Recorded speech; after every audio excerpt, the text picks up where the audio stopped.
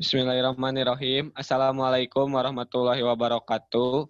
Perkenalkan, saya Muhammad Faris Mubarok dengan nomor NPM 2021911100. Di sini saya sebagai moderator dari kelompok 7.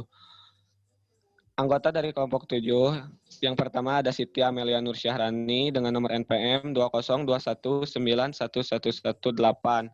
Yang kedua ada Nita Liani dengan nomor NPM 20219121. Yang ketiga ada Ahmad Jidan Nur Kiban dengan nomor NPM 2021911114. Kelompok kami ditugaskan yang berjudul Landasan Yudiri Sistem Pendidikan Nasional. Yang pertama, ada pengertian dari pendidikan yang akan dijelaskan oleh Siti Amelia. Baik, izin menjelaskan. Yang pertama ada pengertian pendidikan. Pengertian pendidikan adalah usaha sadar dan terencana untuk mewujudkan suasana belajar dan proses pembelajaran agar peserta didik secara aktif mengembangkan potensi dirinya untuk memiliki kekuatan spiritual, keagamaan, kendalian diri, kepribadian, kecerdasan, akhlak mulia, serta keterampilan yang diperlukan dirinya, masyarakat, bangsa, dan negara. Istilah pendidikan berasal dari bahasa Yunani yaitu pandagogos yang mengandung makna seorang pergi dan pulang sekolah diatur oleh seorang pelayan. Sedangkan kata pelayan tersebut dalam bahasa Romawi pandagogos yang berarti pendidikan diistilahkan dengan edukasi yang berarti memperbaiki moral dan intelektual. Baik, terima kasih kepada Siti Amelia. Yang kedua, landasan Yudiris Pendidikan Nasional. Pengertiannya yang akan dijelaskan oleh Nita Liani. Ya baik, di sini saya akan menjelaskan tentang landasan yuridis pendidikan nasional. Yang pertama ada landasan yuridis atau hukum, yaitu asumsi-asumsi yang bersumber dari peraturan, perundang-undangan yang berlaku dan menjadi titik tolak dalam praktek pendidikan atau studi pendidikan di Indonesia. Yang menurut undang-undang meliputi UU RI, ketetapan MPR, undang-undang peraturan pemerintah, pengganti undang-undang peraturan pemerintah, keputusan presiden, dan peraturan lainnya. Baik, terima kasih kepada Nita Liani. Selanjutnya ada poin-poin dari landasan Yudiris yang akan dijelaskan oleh Ahmad Jidan. Baik, terima kasih para moderator.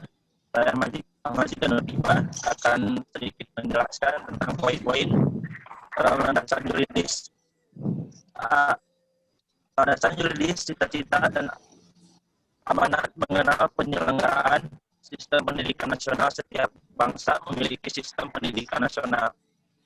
Pada pasal 31 ayat 2 Undang-Undang 1945 mengamanatkan agar pemerintah menyelenggarakan satu sistem pendidikan nasional. Ketentuannya terkait dengan cita-cita mencerdaskan bangsa serta meningkatkan kesejahteraan umum dan dapat diperolehnya pekerjaan dan kehidupan yang layak bagi kemanusiaan. Yang kedua, landasan yuridis tentang dasar, fungsi, dan prinsip-prinsip penyelenggaraan pendidikan di dalam pendidikan nasional dalam Undang-Undang Republik Indonesia Nomor 20 Tahun 2003. Pasal 2, pendidikan nasional berdasarkan Pancasila dan Undang-Undang Dasar Negara Republik Indonesia tahun 1945. Terima kasih. Baik, terima kasih kepada Ahmad Jidan. Yang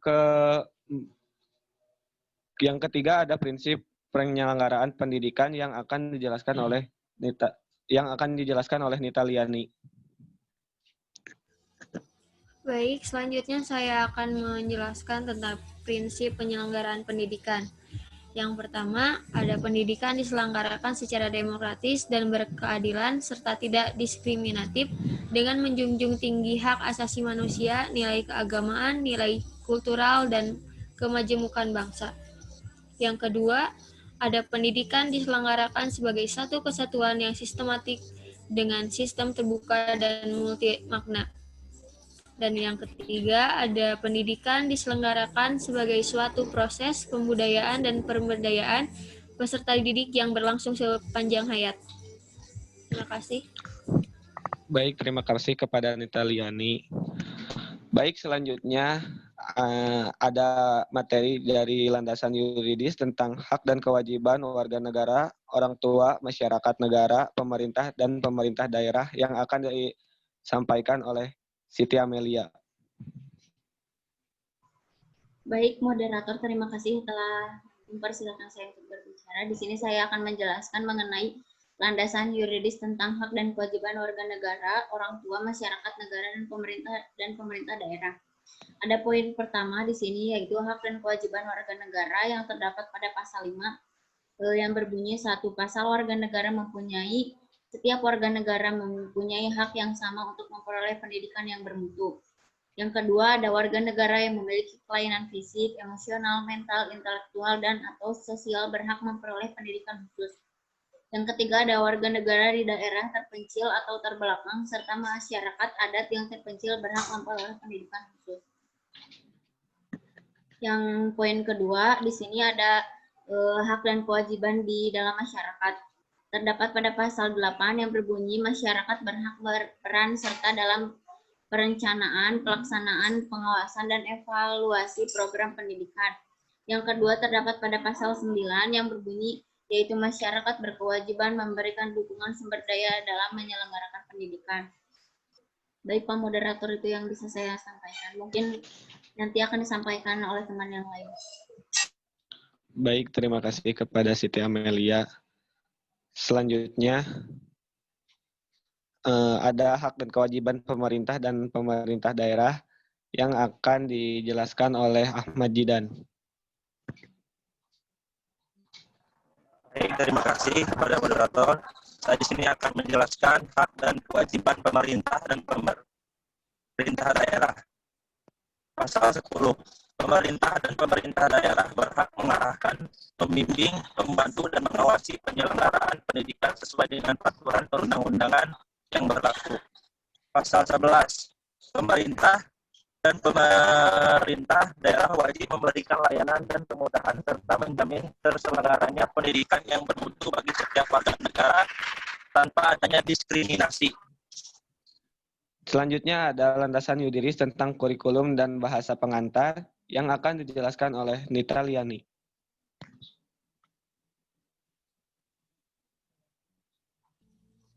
Baik, terima kasih Pak Moderator.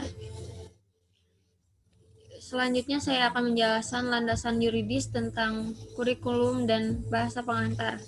Yang pertama ada pengembangan kurikulum dilakukan dengan mengacu pada standar nasional pendidikan untuk mewujudkan tujuan pendidikan nasional.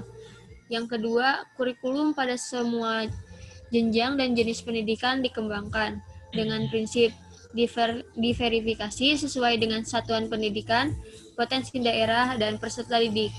Yang ketiga, ada kurikulum disusun sesuai dengan jenjang pendidikan dalam kerangka negara kesatuan Republik Indonesia dengan memperhatikan yang pertama ada peningkatan iman dan takwa, kedua peningkatan akhlak mulia, ketiga peningkatan potensi kecerdasan dan minat peserta didik, yang keempat keragaman potensi daerah dan lingkungan, yang terakhir tuntutan pembangunan daerah dan nasional.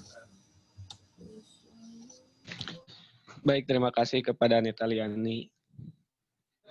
Baik, jadi kesimpulannya dari semua materi itu yaitu Undang-Undang Dasar 1945 dan Undang-Undang RI Nomor 20 Tahun 2003 tentang Sistem Pendidikan Nasional merupakan dua bentuk landasan yuridis pendidikan nasional.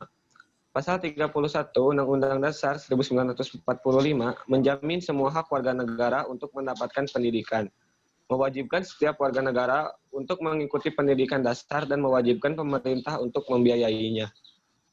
Dan pasal 31 Undang-Undang Dasar 1945 juga mengamanatkan agar pemerintah mengusahakan dan menyelenggarakan sistem pendidikan nasional, memprioritaskan anggaran pendidikan sekurang-kurangnya 20% dari APBN dan APBD untuk memenuhi kebutuhan penyelenggaraan pendidikan nasional, serta memajukan ilmu pengetahuan dan teknologi dengan menjunjung tinggi nilai-nilai agama dan persatuan bangsa untuk memajukan peradaban serta kesejahteraan umat manusia. Sekian dari kelompok kami, mohon maaf bila ada kesalahan. Kami ucapkan wabillahi taufiq wal hidayah. Wassalamualaikum warahmatullahi wabarakatuh.